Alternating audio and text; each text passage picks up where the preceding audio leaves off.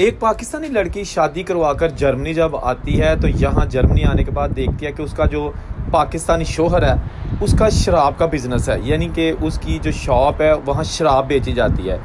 ये लड़की कुछ दिन रहने के बाद जब इसने सोचा कि शराब का कारोबार तो इस्लाम में ठीक नहीं है, लिहाजा इसने अपने हस्बैंड को कहा कि जब मैं पाकिस्तान में थी और आपसे मेरी शादी हुई थी, आपने मुझे ये नहीं बताया था कि आपका शराब का काम है, आज शराब की आपकी दुकान है, बार है, तो अब आप इस कारोबार को छोड़ दें क्योंकि इससे अल्लाह भी नाराज़ होता है और इस्लाम में हराम है, कमाई में बरकत नहीं रहती। उसके हस्बैंड को ये बात नागवार इसलिए गुजरी कि उसने पूरी मेहनत की जो कमाई है ना वो इस बिज़नेस में लगा रखी थी, डंकी लगा के वो जर्मनी गया था आज से तकरीबन 17 साल पहले, और अब उसने अगर अपना बिज़नेस बनाया था तो उसकी जो ये बीवी की बातें हैं ना ये नागवार गुजरी, उनमें नचाकी रहने लगी और बिल आखिर उस बीवी ने कहा कि मैंने पाकिस्तान जाना है, मैंने आपके साथ नहीं रहना, यहाँ का माहौल मुझे एडजस्ट नहीं कर पा रहा। वो लड़की जब पाकिस्तान चली गई तो मेरे एक दोस्त